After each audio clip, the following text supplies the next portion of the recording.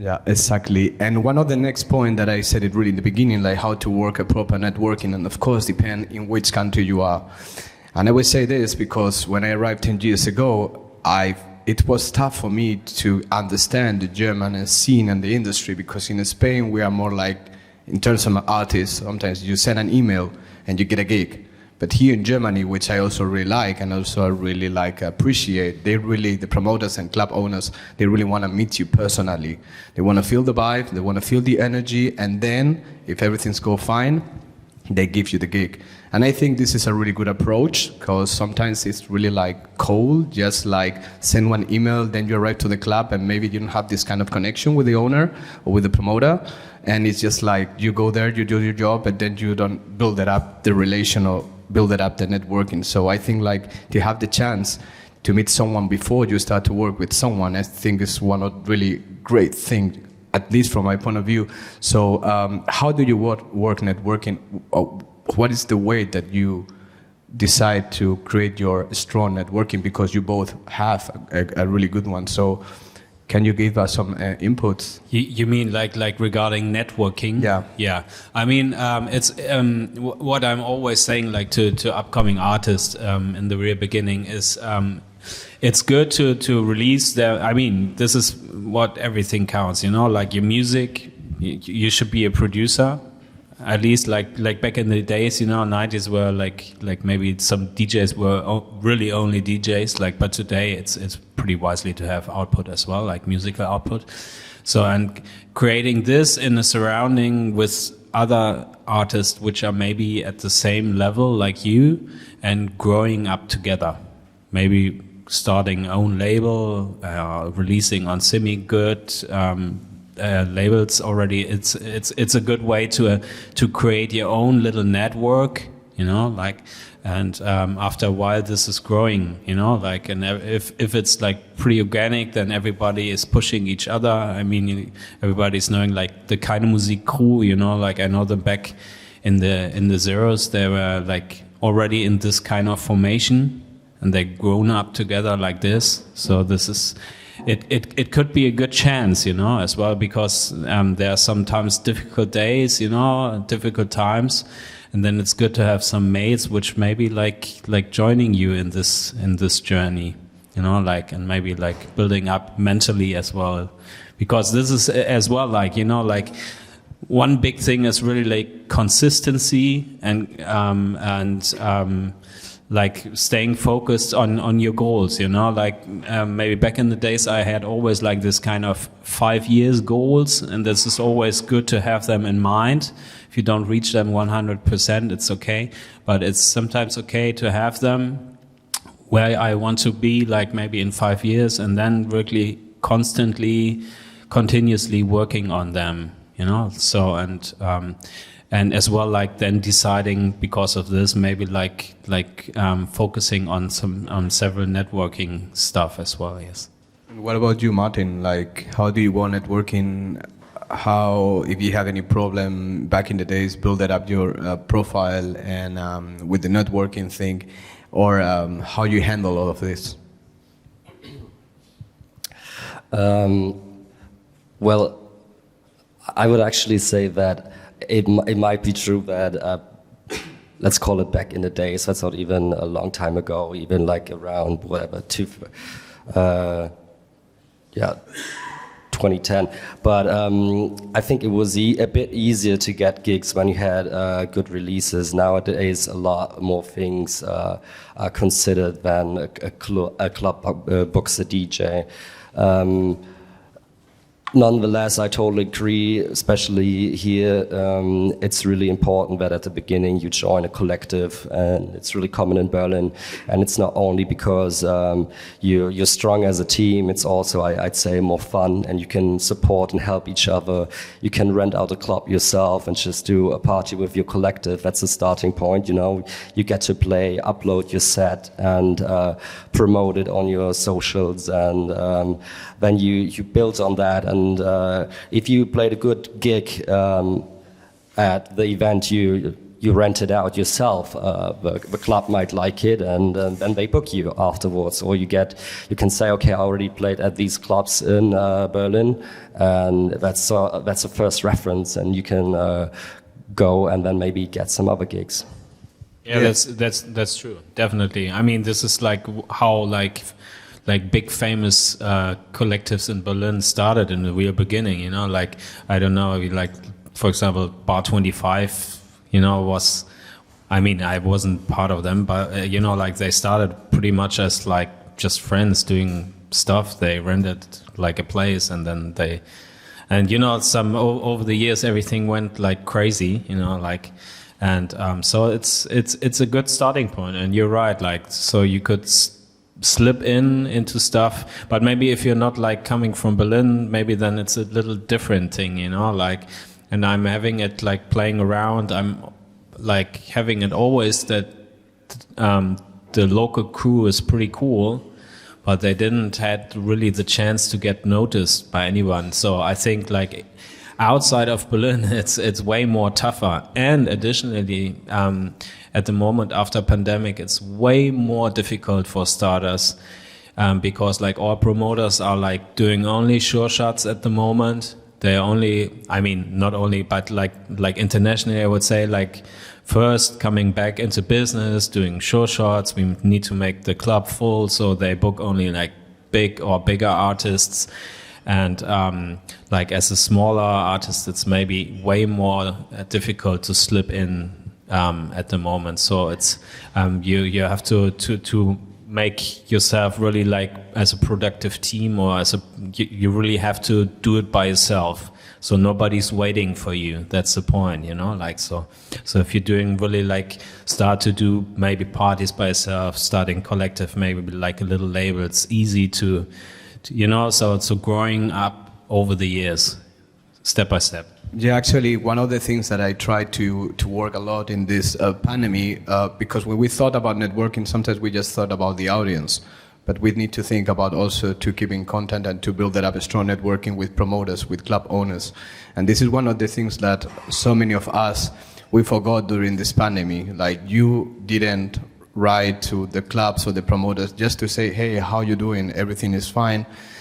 I think you need to keep this good relation, because after then the pandemic, how many people that they didn't talk to you over the last 2 years, if you are a club owner or promoter, now they are writing you, hey, do you have a gig for me? And it's like, man, you didn't write me in the last 2 years to even know if I'm fine, if my family is doing great, my economy, whatever it is, and now that is coming.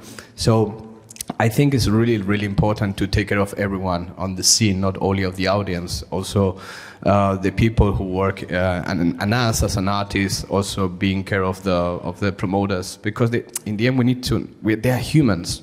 We have the problems like us, and in the end we're doing all little business, you know. So and if you kill your business partners, and this is what happened through pandemic, definitely, you know. So a lot of promoters are not there anymore. They're gone forever. So you need to start again with young promoters, and it's sometimes little challenging, I would say, you know, like, so it's definitely worth to stay connected always. It doesn't matter on which level you are connected with people. Like if you really want to grow, like, you never know if a promoter, artist, DJ, whatsoever is going big like after some years, you know. So stay focused and good to the people you like. Yeah, and I mean it's also really important to stay relevant.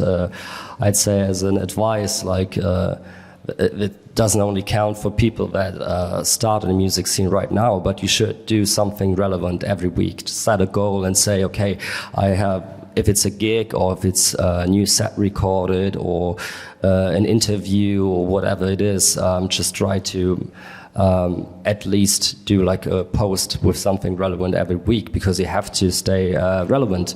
I mean, now if we look at the last years, there are some artists that haven't done anything during the pandemic, and now you don't see them anymore. And you see definitely that they are not touring. Yeah. Definitely. So there's I mean, if you're already like a bigger artist, then maybe like it's a little more easy, you know, to not necessarily need to do so much stuff like every day, but still, you know, so like it was like a big cut, definitely, you know. So yeah, but first thing again, you know, like music is everything. You know, I've seen already like so many artists through the years which never did anything on social, never had any plan about anything, you know, just released amazing good music, and they are booked. They, you know, this is the key, you know, this like getting amazing producer and songwriter. And that's all about doing this every day, daily practice. That's all. You know, you can as well learn a lot about like theory stuff, and you have millions of tutorials, which is cool today. You didn't have that like back in the days, you know. So you had to do everything from scratch by yourself. But today, maybe it's like a little over-flooded, and there are so many theories how to do things good. But in the end, you have to try it. And this is like the practice thing. Getting a really, really good producer and engineer and songwriter, learn deeply about all these stuff.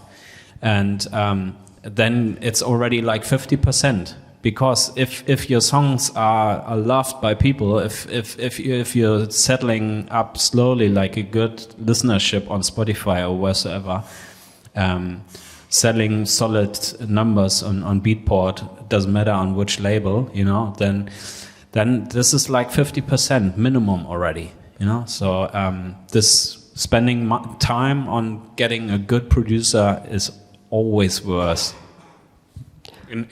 From my perspective, because as well, like I started really in the beginning 90s, I didn't have any plan. It was just like a DJ, and I started producing. Just you and just producing with a friend, and then after a while, I was like, okay, yeah, let's think about doing this maybe as a foot job, and then I started focusing a little more, like, and then it still took long years to get my foot job. Finally, and but what I always did is spending a lot of time in producing, trying like everything, you know, like, so this is always good, you know, like it's never like waste of time. I agree, but I also believe good music and producing relevant music, in my opinion, it's a basis. But I think nowadays, where we live in a digital world, it's also really important to get your music heard by the people. So let's give an example. I think like 10, 15 years ago, you could release on, let's say in Germany, for example, on Traumschallplatten or on Compact, and that would automatically get you bookings. Nowadays, imagine every week on Beatport, they have, I don't know how many releases, I cannot even go through the whole list. So you need to stick out. Always think about that. And if you, yes, you can grow organically, but trust me, nowadays, if you want to grow organically, nowadays it will take you at least 10 years or even longer but just before as well. But this is like what from my perspective, it worked out. And I know a lot of artists which are touring still, where it's like worked out as well, you know. Absolutely. I mean, no, you're right. It's not relevant for every artist. I think you just have to be for those who start now. You have to. It got even more difficult to stick out. So you got to have something unique, you know, in order to distinguish yourself from the others. Just to put like the Beatport thing maybe like in a relation for you guys, maybe you don't know that at the moment is Beatport for a lot of artists and for a lot of labels, it's maybe like 15-20% of income. That's not much. So this is pretty niche. And you know, like when I'm releasing music, like with my labels, I can tell you, like Beatport is maybe like through pandemic it was way less. It was like maybe 15% or something. Like maybe now it's like 20 or 25. It sometimes seasonal a little. But so what's more important today is like a good listenership on Spotify. Yeah, this is like over 60% of. How do you build it? No, you're right, with good music. You know, like yes, so that's the point. You know, like okay. You can have, in my opinion, you can have the best track in the world, and if you don't, how will people discover it? Like, how are they going to discover it? If you don't reach out to people, like people, they have to first listen to it and they have to discover it. And if you don't really like present it to new people, how are they going to discover it? No, you're right. You're right. But without being a good producer and making good songs, you're not going to be picked by any label or anything. So this is the way, you know. Like from my side, we are receiving like every week through like all three labels maybe like 300, 400 demos or something. So that's a lot.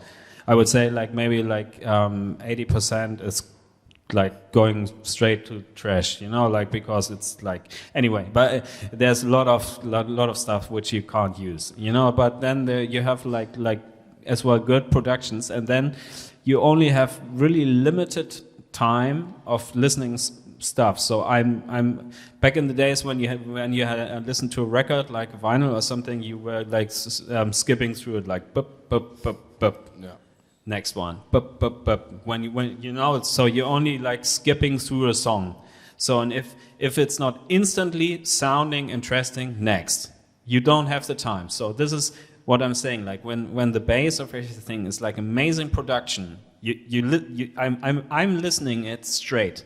I'm like, okay, I need to spend more time here. So it's always wisely to spend like as well maybe sometimes doing like a pre-mastering already, although the labels are doing mastering by themselves with their in-house mastering, but it's always sometimes good to have already like a pretty good sounding product. I totally agree. Yeah. Sometimes it's already the mix. If you just listen to a song exactly. and you already hear it's terribly mixed, then it's already mixed. You don't have the time. So that's good to spend. Of course, then you need the channel to be presented.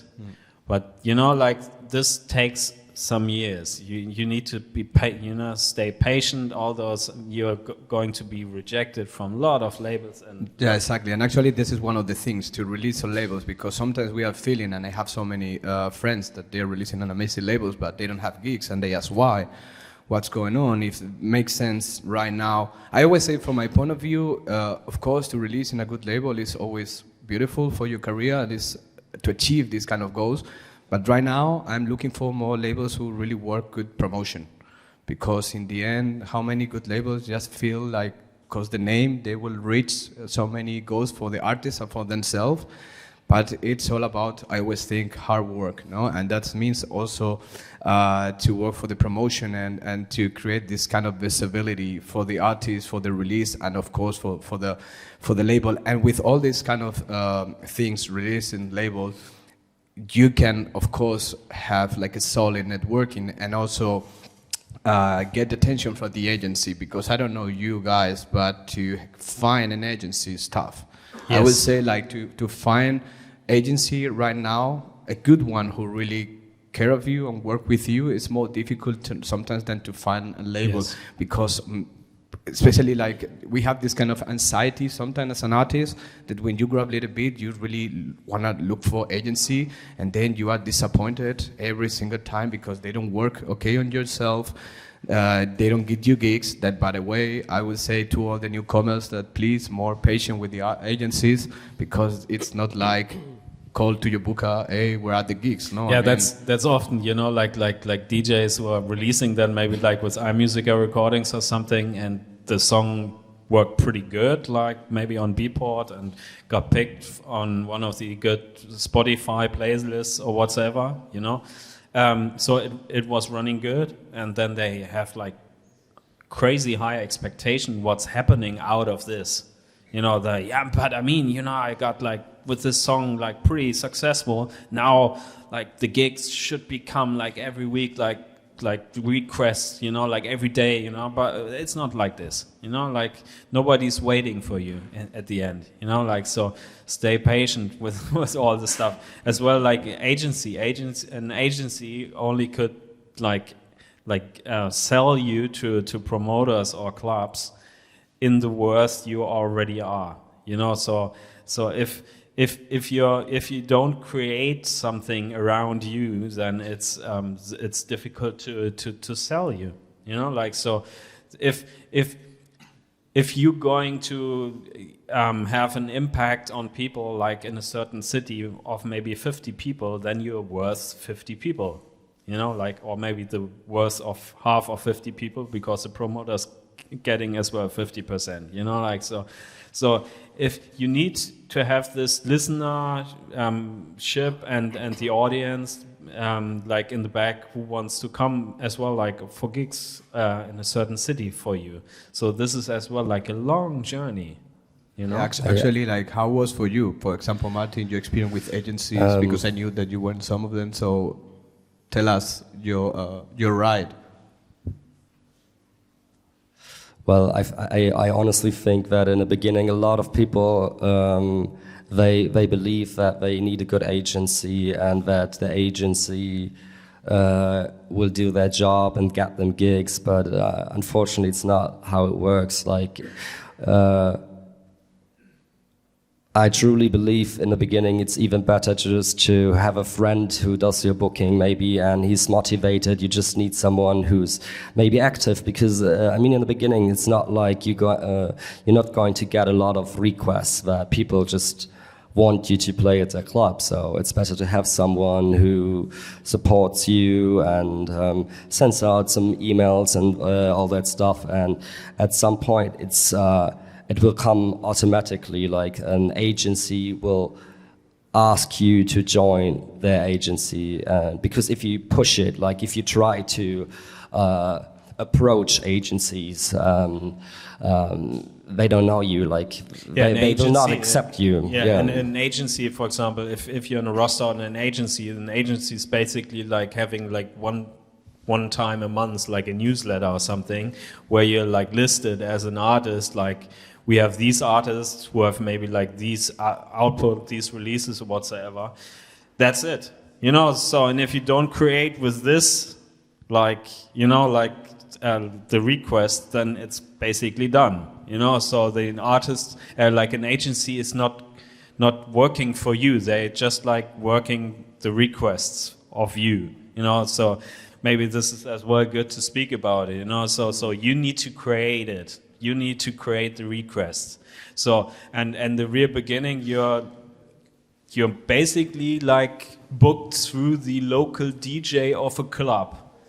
So like a local DJ of a club is maybe like getting like heard about like your songs or your mixes or whatsoever, and this local DJ, this resident of a club, is talking to the promoter or the owner of the club. Dude, man, we need to get him or her.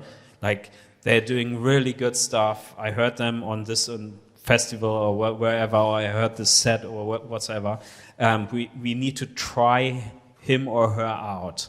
So this is how you like slip into like getting bookings slowly, So, and then of course, at the real beginning, you can do it by yourself, or a friend could handle it by yourself, in coordination with you, because it's as well maybe sometimes good to have a certain view on how much you're creating. So sometimes like artists are getting like getting into a booking agency or whatever, and then they are like little disappointed that nothing is happening. So maybe sometimes it's good at the beginning as well to see it, like what you're creating, the request, what you're creating. And I think it's also really important what Martin said about in the beginning to have your own experience, looking for your gigs and all your friends, because in the end it's not only about like doing the thing, it's about also to understand how the thing works and how the industry works, and especially Then if you have an agency, you will have, I will say, this patience, which I said you should have with the booker or your manager, because it's a tough time, and now we are living in this competition world. There is so many artists and there's so many clubs. Back in the days, how you said, was really like good to approach the club, maybe like to talk with the resident DJ, which sadly not anymore, or maybe yes, of course, but not like back in the days. But the resident DJ was a really good friend, I would say, in order to get into the club or to get into that party. Bring it back the label topic, because you have so many experience handle music from other artists, but also like releasing music and labels.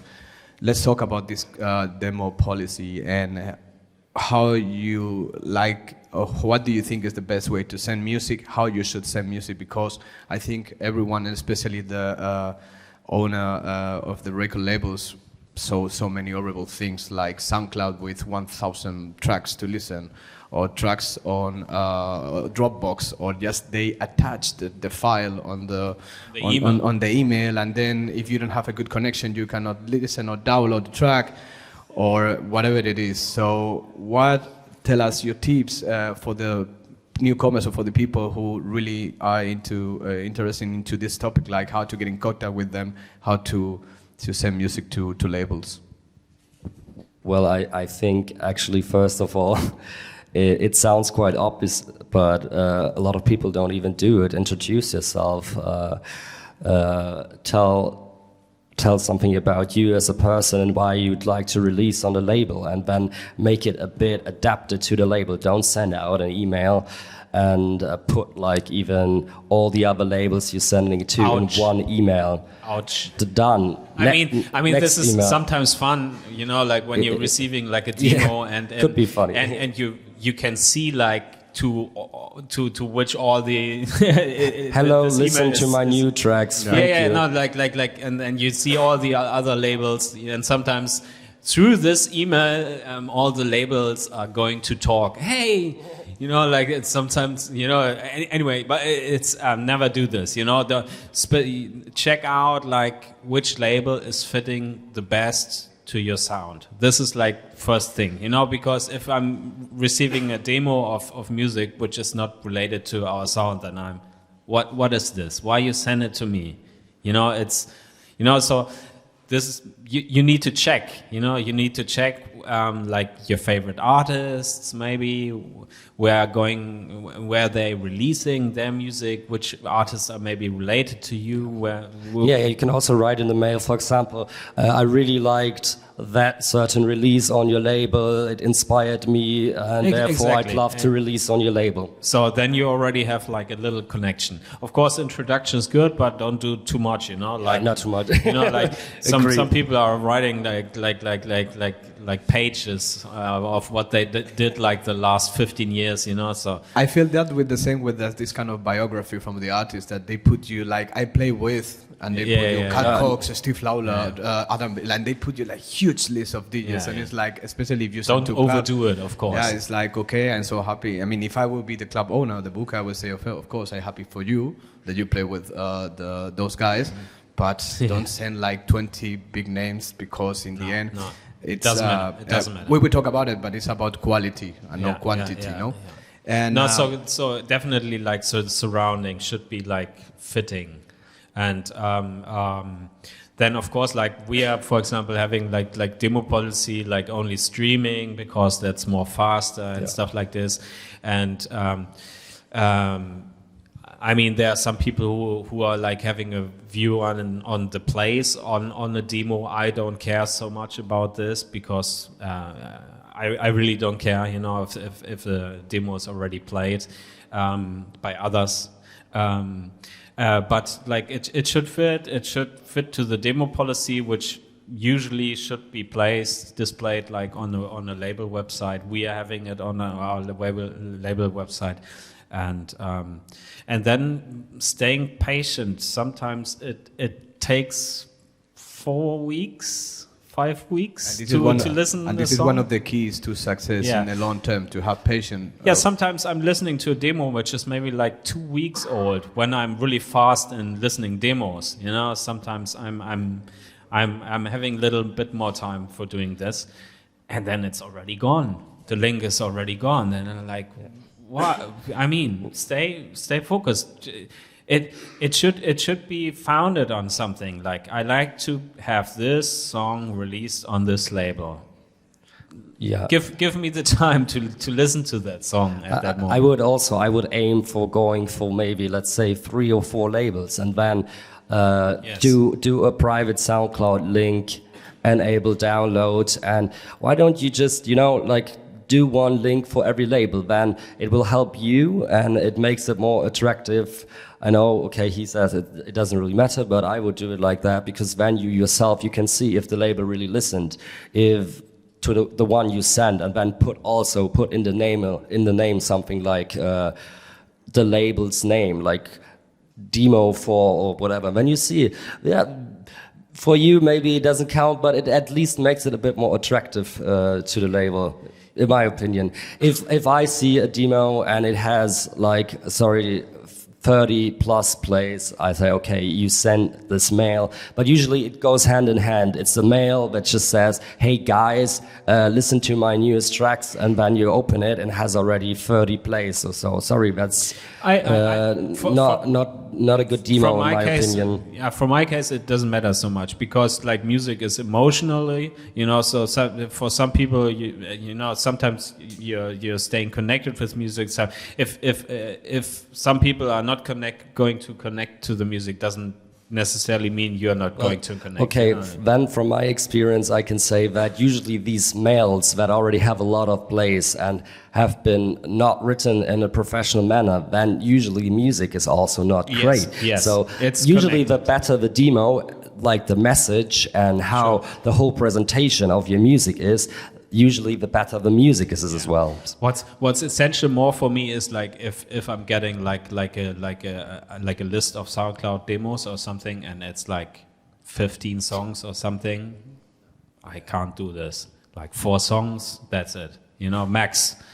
So that's a good advice as well. Like if you have maybe like 15 songs which are fitting to a label, then it's wrong already. I mean, the main problem to have maybe so many places, like when the artists have the 2 approval from 2 labels. And then he needs to say like, okay, to which label I want to give the track. Yeah, and pick the best 4 out of it, or 3 out of it. That's enough. Maybe just 2 or something. That's way enough. Like to present yourself, and it's as well interesting how an artist is going to present him or herself. Like in these are the best songs of me. So if there are like 3, and then you can think about, okay, this is interesting. I like to hear more or something. If the best songs are not good already, then whatever, like. And also, I really like, and I really try to do it with my releases. And I don't know, what do you think about this? Try to keep a good relation with the label, because sometimes you release on one label, and after the release, you don't have contact anymore with the label. And especially right now that the labels are doing showcases. Yes. Also for the artists, it's really great to be in contact. Hey, what about I have my release with you guys? Let's have a party, or maybe you want to book me. Keep in mind. But I think we back again to the networking also, like Yes. to have a good contact with the label, not only cause the benefits to release your exactly. label, but also to create like a personal connection. Totally, yes, definitely. I see it the same. You present him, you invest money, you invest time, you invest energy, you're thinking about that maybe like a person is pretty promising in a few years. So this is part of your network, So do it wisely in the very, really beginning, because it stays forever with you, but it's good to build up a long-term relationship with a label, definitely. Yeah, and now we will go to what I talked before, no? And actually we had like a previous meeting, and we were talking about quality and quantity, no? For me, for myself, I always think that it's all about quality and not quantity, because this is how the things work fine for me. But I know, like in the beginning, and especially with right now with this social media life that we are having, like we need to just like put information. Like I did this, I did that. Also, I think this is one of the reasons why the people don't have patience with the label, because I feel like they make music, they produce music, and they just want to find the label just to make the post on Instagram. I release in that label, but don't really feel like really enjoying the ride, which I think is important. So, what do you think about quality and quantity, especially when you are in the beginning of your career? Do you think we need to have more quantity of information of like promotion, or it's better to relax and take care of the quality of every single step? Or find the balance between quantity and quality. What do you think about it, or how do you see that? Yeah, definitely. Like most labels having like a certain arty message or whatsoever. So they have already like a kind of a plan how to promote a release, like with some videos or some Instagram format, graphics or whatsoever, and it's always good to and wisely to stay connected with all this stuff, because sometimes I'm having like a new artist going to be released on label, and he starts to present this release, as you told, like just want to have this Instagram post that he's going to release with my label, and but in the end it didn't fit in all this what we want to create like on the long term. So it's always good to stay connected with a label in that case, to find a good way, which is And for you, Martin, what do you think about quality and quantity, or if it's better quantity or quality, or just find the balance between both terms? Yes, I think you definitely need to find a balance. Quality is really important, because otherwise, sure, you're not leaving an impact, but then it also, yes, quantity for sure, but there's no wrong or right, because if you have a good track out, and I mean, a release often, like it's not, for example, releasing new music every 2 weeks doesn't really make sense, because a track needs some time in order to develop. Sometimes, especially in the beginning, whatever you like, the plays need to go up. The algorithm on Spotify then will increase the plays. Same on Beatport. Like a track usually, if you like achieved a level where you regularly get into the Beatport charts, for example, that will take at least a week, or usually does, like around a couple of days. So you basically kill your own track. Just imagine if you have a track that is really successful at the moment in your top 10 on Beatport, and it's getting whatever thousands of plays every day.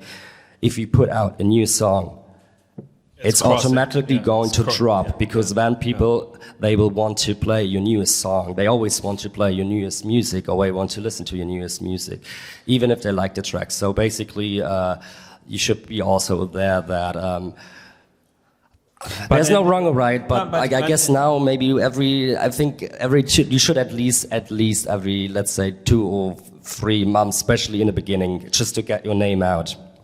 Yeah, I mean, like maybe I would see it like in different perspective. In the real beginning, it's maybe essential to have regular releases. Yes, agree. But the chance to get good releases on good labels, it's not so high. So you can work on having maybe like 6 to 8 good releases a year.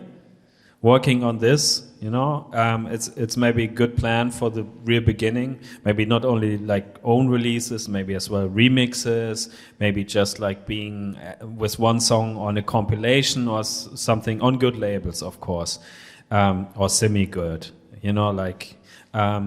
so it's a good plan to always get recognized on a regular basis, which is good. When you're getting like bigger, maybe then it's what you're saying. Then you're sometimes crossing your own releases, and then it's wisely to really plan them. But in the real beginning, your listenership is not that big, and it's maybe a little bit more focus on a quantity, but with quality music. what I'm saying sometimes to artists which I'm building up, like it's if they are like I don't know, getting as a DJ maybe like 800 euros or something, so they are still in the building up area. So then I'm saying like, okay, now it's good to maybe have really like 12 releases or 12 outputs a year, every month, every 4 weeks, you know, then you can really have something to present. And then all the promoters and agencies and partners and distributors and labels are seeing that they could count on you. But then you already have to be there, you know, so it, you know, step by step. But at a certain point, it's good to be really present you continuously. Because as well, like the curation of Spotify playlists and Beatport or whatsoever, if they see that you're continuously releasing music on semi-good or good labels, then they put money on you in form of presenting you. You know, then they are like, this could be really like a good thing, like a good artist in the future. Let's put a bit more, let's present him a little bit more, let's push him a bit. So then it's good to have like regular releases every month. But do you feel like nowadays, as artists or producers, we have sometimes the pressure because you see your DJ fellas or producer fellas like releasing so much music, and you feel like this kind of pressure, like, hey, I need to release, and then you forget the quality aspect and you go for the quantity because just, let's say, social pressure, which it should not be relevant, but it is. Again, then the base of everything is good music. If you present yourself in a year 12 times with like shitty songs, after 1 year nobody is taking note, you know, then it's gone, you know. So of course you have to have good products, you know. So and again, like the selection, the pre-selection of a label is always wisely. Sometimes like artists are a bit like impatient. They're like, oh man, but why the labels are not going to pick me? My music is good as this music. So most labels having like over the years a lot of experience which songs are working good, which are promising, and so this selection of artists and music sometimes makes it already more transparent, and it's mostly working out. So sometimes like newcomers should trust on the selection of the artists of the labels. Because as well, like some artists building up their own Spotify profile, and then you're entering as a label with an artist who is already having like a Spotify profile, which is like semi good, not really working like on a good way like for their career. Then it's sometimes not so good. So building this kind of network as well, like with labels together and with your partners together, is sometimes and accept that you maybe not sometimes going to be collected by them. Yeah, exactly. Well, if we pick up this topic of labels and how relevant it is to release on well-known labels, I think in the beginning it's also you should not give up just because a label reject your music. It doesn't mean necessarily that it's bad or bad production.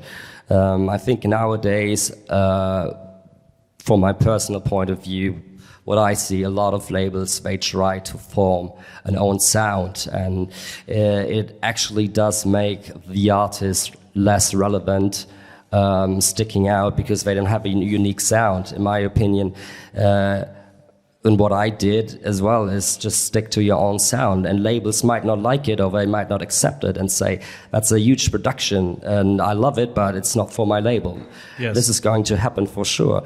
And then, but if you keep on going and whatever, maybe at some point, you know, do your own label, release your own music. And if you get the feedback from people at gigs, and when you play your own music and you get the reaction and people love it, believe in your music, and just you get the chance to put it out.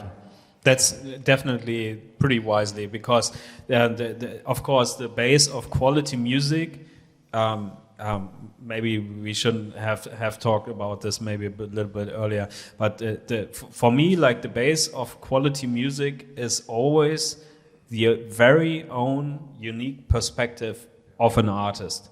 And personality. We don't need an artist who's like sounding like Stefan Botzin. We have this one already. That happened, for example, with Marcel Plex. Yeah, there was so many artists trying to copy Marcel Plex, and we have them. Plex. We have Marcel them Plex. already. You know, we don't need another one of them. You know, like who's sounding exactly like this. So spending on song. This is what I was saying, like with songwriting, like. You're listening with your own ears and with your own heart. So trust your ears and your heart and your perspective. And on the long term, this will makes everything successful because this is your very own niche. Then. Yeah, exactly. So I think these are really. And then you don't need to change. Sorry, and then you don't need to change seasonal. You know, because. Then you just follow yourself. Of course, you are influenced by seasonal sound, but in the end, you don't need to change so much because it was always what you hear and what you feel, and you don't need to change this like every 2 years. So yeah, I think this is a good insight, no, to finish the panel, no, like believe in yourself, believe in your music, look for quality. And work with passion. And I would love to give you the chance to say some last word to the audience and everything that's coming through your mind right now to dismiss this panel. Feel free. Yeah, I mean, you know, we at the end we exactly talked about this. This is staying patient. You know, like staying ambitious. Maybe overrate your own music always a little bit. You know, because you need to fight for it, you need to sell it in the end. You know, like, but stay patient with your with building up a network and stay patient with working with people who are doing this already for long term. You know, and trust in your own feelings, trust in your own ears, because this is what makes you unique. Spend a lot of time in practicing your production skills and as well DJ skills, because as well if you're going then to be booked somewhere and then you're like a shitty DJ, it's not good. That sounds good. And as well, like maybe we didn't talk about this too much. A lot of artists coming to me like, yeah, and I wanted to. Like doing a live set or whatsoever, and they didn't really had a release till now. So live act is cool, you know, but as well, like in the dance music scene, maybe focus more on DJing, you know, and practice your skills every day, you know, especially learn about the basic stuff, you know.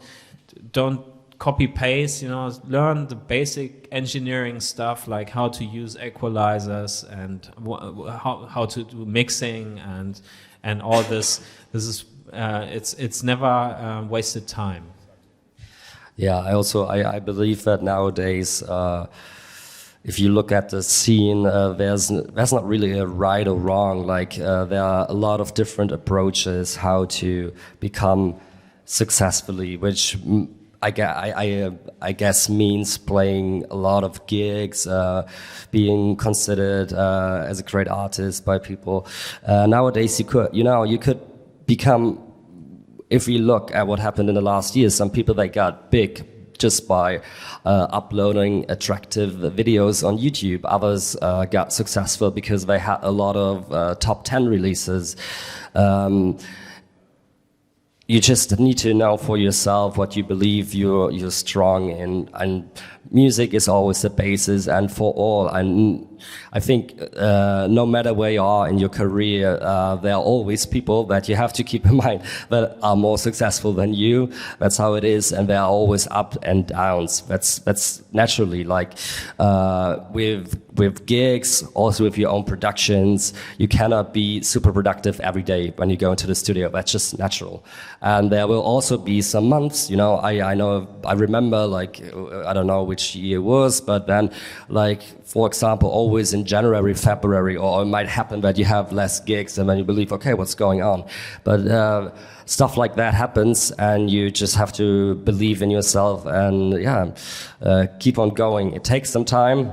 And some people actually they do give up. Like I've seen some friends, some great kickoffs, like big careers, and at some point they just like it dropped a little bit and they stopped making music. But if you really go for it, if you want it from your heart, invest your time. Also maybe invest some money in advertising or PR or however you want to spend it. That helps, and then you'll reach what you want to achieve. Exactly. Good thoughts, guys, to reach the end of this panel. Thank you so much once again for joining us. And we have like a little thank you QA round. So if any of the audience have any questions, so we will pass through the microphone. Don't be shy. We are cozy guys. Yeah, please. Okay. Hi, hello. Nice to see you all three. I'm an admirer of yours, personally. I'm glad to have you all on stage, and thank you for bringing insight. Either it says how to work with professionals. That's a really good statement for where we are now at this moment. Because most of you two have a label, you also have a label more or less. So you know better that when you are a label, you also have the responsibility to grow your artists. Like both of you mentioned, you take them from the first level and build them up as much and as good as they want also to build. Question for everyone: how do you think it's good for the label to also reach out to the partner that the label is working with? Distributors, for example, because that's their main contact most of the time to the bigger industry. How good is for the label to proactively go to their distributor and say, hey, look, I have already a community of artists that are following. I have them, they are my family. I need help to grow them. Like you said, the artists also have to have a presence in social media, in Facebook, Instagram, TikTok, Snapchat, whatever they use. We all know that sometimes it's impossible to be up to speed with everything that's happening on social media, how to present themselves. Yeah? I remember when I was producing music, I started, just like you said, have a quality and just stick to your stuff. And I've seen year after year now social media or how you present yourself as a person to other people, like here in presence, or on the internet, it's the second master of the audio. Yeah, but just like let me try. Thank you for your question. Like the connection, like from the artist to a distributor, is pretty new. I would say, like that's basically impossible. I'd say. Usually a label is working with a distributor, so an artist is not going to connect like a distributor. This is rarely happening. So this is not the channel what an artist could develop more. Of course, if an artist is having like certain questions or certain wishes, it's good to try to find a way with a label to maybe improve this, or like letting everything's growing a little. But to be honest, like with your social media question, I for myself, honestly, I'm super lazy with my social medias. But in the end, like I'm having mid 30,000 followers on Instagram, which is not too much, like they are like crazy DJs who are having like hundreds of thousands, and in the end, it's like, okay, it's a number, like, but for example, like when you look at like Spotify listeners, which brings you money, these are the people who come to your gigs, who spend money to the promoter. These are the numbers which are way more counting for me. You know, like if I'm like checking an artist, of course I'm checking like Instagram, follow the numbers or whatever. But then on the second, I'm like maybe 10 years ago it was more like SoundCloud or whatever. But today, like how many plays he's or her is having like on Spotify.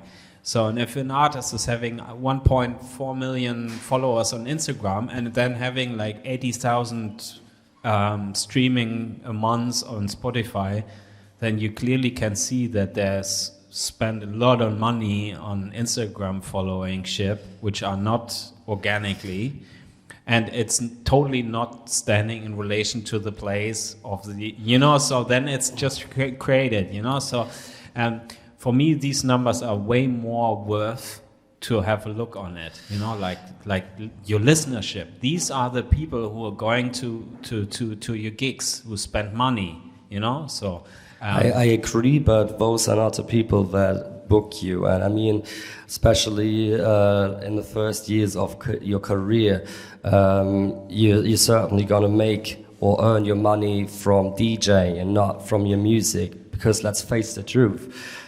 Even if you're really successful on Spotify, I don't know, you know, there's a misbelief for like 1 million plays on Spotify. You as an artist, you get maybe 1,000 euros. That's it.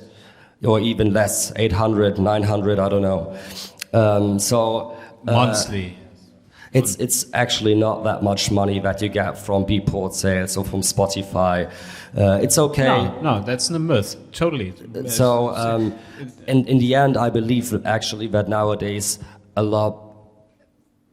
That's just my opinion. A lot of promoters, they look at social media figures. And for example, I know, or I've seen some Afterlife guys, you know, they have maybe, I don't know, 60,000 monthly listeners, and they still get tons more gigs and money than others that have way more listeners. But as I said, like, you need to focus on something. And if you're strong on social media, you get your bookings. If you're strong on Spotify, you might also get your bookings. But what I can tell you as well is that, yes, an artist could speak to the label that they try to push your release. So usually for example, I regularly talk with my distribution, and there are forms that you fill out, and let's be honest, it also says like, please fill in the social media numbers, and Beatport and other portals, they take it into consideration. That's just the truth. That can't be denied. Just from the way, that's true. You know, you as a label, you're promoting a release, and so you have a certain bunch of maybe, let's say, 300 DJs and maybe 100 magazines and online portals or whatever, and you may be sending out the promo of a release maybe 6-8 weeks before release, and then after a while, like platforms like Beatport and Spotify like to get stats. So the reactions. So definitely this is connected on how the DJs and magazines and everything are reacting. Yeah, exactly. Sorry. Yeah, no, all good. We are overdoing it. Hope we clarify, or the guys clarify. It's a long story. We turn hours and hours, you know. Yeah, so. Really agree with you. And you're right. There are like several ways to reach your goals, you know. So it's as well like sometimes a little luck. You know, you need to work hard for your luck. Exactly. So thanks so much. I mean, I hope also like they answer the question. And once again, thank you so much, and thank you to all of you for joining us for the first. Thanks panel. for coming. And thank you so much.